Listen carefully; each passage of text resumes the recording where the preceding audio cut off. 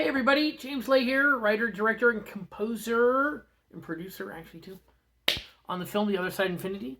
There's the poster right behind me. Here's my trusty, faithful puppy, Scarlet. Say hello to everybody on TV. Scarlet, sweetest puppy in the world. Okay. All right, folks, tonight, we're going to do a much deeper dive than I usually do. Usually just playing kind of guitar solo, little layered, complicated guitar solo, worked out stuff. But tonight I'm going to do a much deeper dive for people who are, how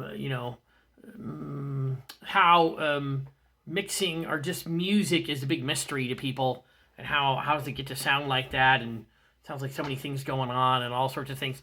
And in particular, the music that I do is very complicated in a mixed way.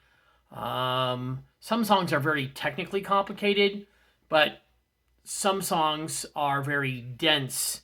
This is a very dense section in a song called Consequence of Indifference. Consequence of Indifference. When you're indifferent, things go bad, like the whole frickin' country, world today. So that's kind of the message in this song. So I'm going to break this song down in sections, literally by instrument, so people can hear what's going on in the layers, because it's all gets all mixed together like a big complicated cake or making a souffle or something. And a lot of really detailed, cool stuff quite often gets left out as far as you're being able to pick it up and hear it in the mix. So this is what I do with my students. I'm a professor at a university in San Francisco. I teach master's in film program for many subjects. One of them is sound design. Other is music composition for film. I teach a lot of different subjects. Anyways, so on that note, we're going to break down this ending section of the song, and I'm going to play you the different instruments, and then I'll sum them together. But I'll show you there's so much involved in mixing them together, popping sounds in, popping sounds out, getting sounds in the right frequency range. The big thing with mixing is frequency. Where do things belong in the frequency spectrum? From 20 on the low end to 20,000 on the high end. You've got to get things in the right places so things don't compete with other things. And primarily, you're leaving room for your vocals, your lead vocals, and this is what's called the mid-range section. There's many instruments that compete for the mid-range section. That would be keyboards with vocals, compete with vocals. Guitar competes heavily with vocals. So there's a couple main primary things: is where do things belong in the frequency range, in the frequency spectrum, and then where do they belong in the pan field? So you have a stereo, right? You got two earbuds in, you got the left and you got the right, and you got the center, and you have everything in between to place an instrument. Sometimes you'll listen and go, oh wow, it sounds like the guys over on the left, sounds like the guys over on the right, or whatever. So that's what we're doing, is we're figuring out where to place an instrument or a vocal part to best accentuate that part, or get out of the way of like a lead vocal. I, in particular, have a lot of tricks and things that I've learned. I worked with a guy a long time ago named Eric Valentine. Eric Valentine is kind of the producer, engineer, musician, just an all-in-one amazing guy. He was very young. He's like 15 years old. And in Palo Alto, I think his dad worked for NASA Communications, and his mother was a PhD psychiatrist at Stanford. He's a very high IQ young gentleman. And the second I met this guy, I was like, oh, this guy's on another planet. I'm about 7 years older than him. I'm like, this guy's way operating in the ether for a very young person. And so quickly I learned from him, because I'm really just a guitar player at the time. Wasn't really an engineer yet or producing so much. Worked with him, and I knew immediately this guy was like going to Mecca. Follow this guy, he knows what he's doing. And so anyways, long story short, he went on to become a gigantic producer in the world, and bands that he kind of created really are Smash Mouth, Third Eye Blind, Good Charlotte, and then he's gone on to work just with huge bands, Maroon 5, Keith Urban, just tons and tons of records. And he's married to a lovely artist named Grace Potter. And for people who might know who she is, and they do their records together as well. Anyways, so back to the mix. But this is where I learned a lot of the basics of mixing before getting involved in the film industry, sound, becoming a supervising sound editor, sound designer in the film industry, working on a lot of the big movies behind me: Inception, Fight Club, Seven, Jeepers Creepers. I've done 65 movies. Anyways, so I'm going to break it down with some basic stuff at first. Let me break it down with initially, I'm just going to start with something that's just very kind of raw, which is the bass part. And the bass part on this song, I wanted something that's very organic feeling. So I used my fretless bass, which is right there in the very far corner. It has no frets. So what that allows you to do is to slide on the neck and give a very organic, almost breathing kind of feel. So you're going to hear that. I'm going to play the fretless bass part first, and then I'll point it out here on the screen here. But let's take a listen to it. Ooh, some sliding off. Sliding up to the note and sliding down. So that sliding action makes it really give it an organic kind of live feeling. And the thing with music today, it's very easy to become very electronic based. That's not my thing. I use a lot of electronic stuff, but I want the music to have an organic and human feel, because we've turned too much into robots, and the robots don't have any soul, as far as I'm concerned. We don't want to live in an AI world, so we want to have that human touch. This is what I talk to my students about all the time. I'm like, because so many students, young, they're taught on a laptop computer how to do music. They don't know how to play a single instrument if their life depended on it. And I actually, in my classes, kind of require them to either learn an instrument or get out of the class. To some extent, I'll teach them some stuff. Because if you don't touch it with your fingers or use your voice, there's just the soul and organicness of the music. It's just not there. It's Robotville. And it's a deeper conversation for everybody with regards to how we've just kind of turned into a little bit of a robot world, which I think many people don't prefer. Anyways, so there's the organic bass part. Now let me play the drums part. The drums are very big.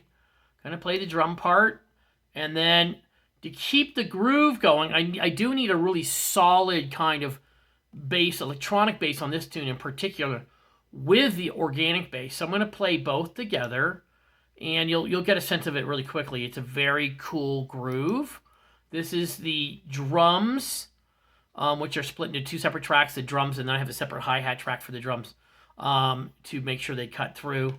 And then I'm using a very interesting synth bass. But let's take a listen to that together.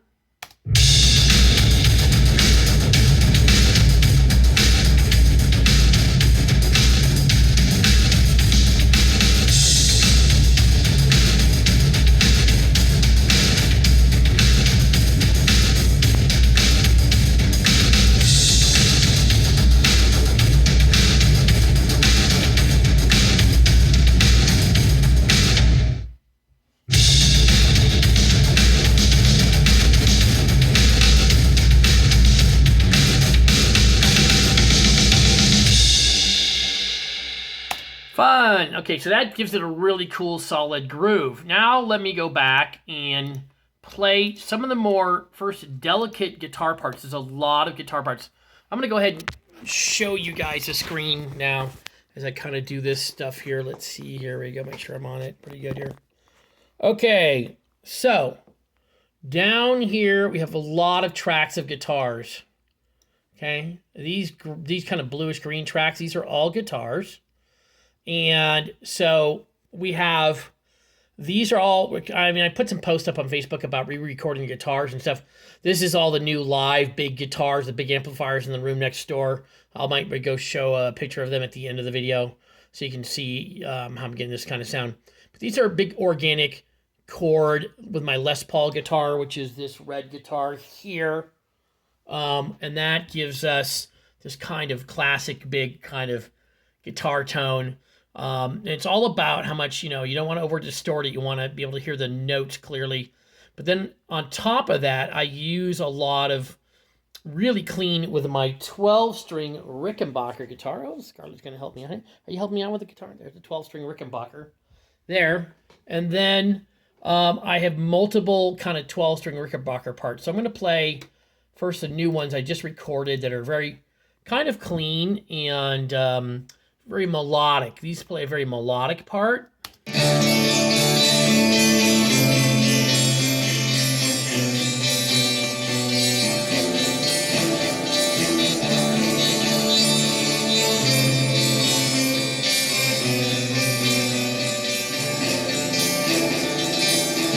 Right?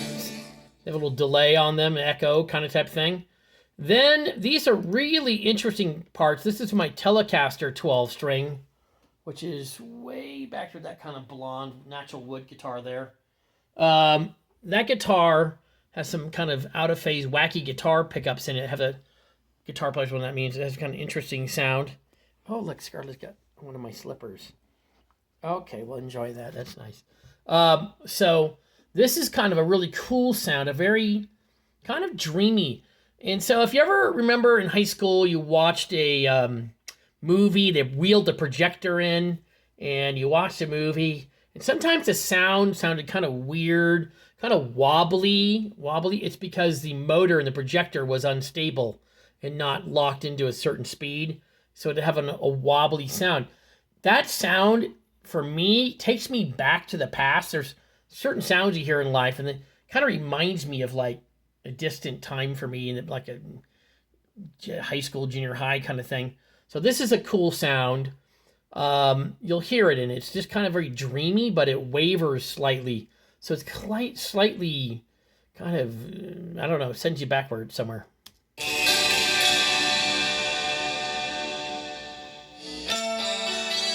That part.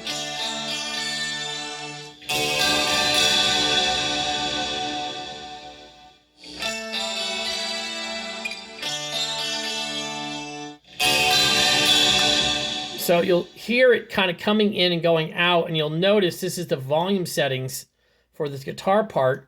You'll see that I have to bring it in, bring it out. These are turned up, turned down, turned up, turned down, because the guitar has a humming problem, a wiring problem, but I love the sound of the guitar, so I don't want to change it, so I leave it, but the trade-off is it has that hum, so I have to kind of, it's called manual kind of edit the sound out. It was called gating. It's a gating effect.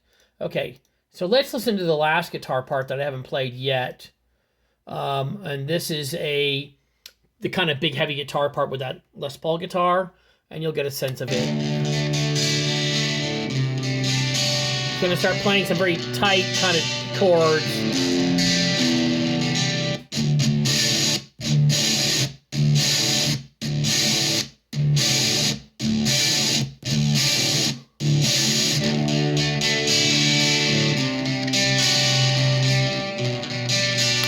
So through here, it sounded like weird because you can see I punched holes in it. It's literally chopped up. But when it's playing with the music, the effect of it is it gives it like a punch. It's a really solid in, out, very tight with the drums. So like if I play just that with the drums, you'll get a sense of what that is doing.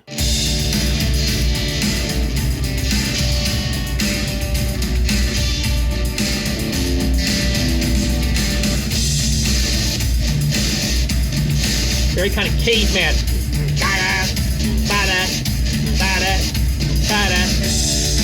Oh, Scarlett likes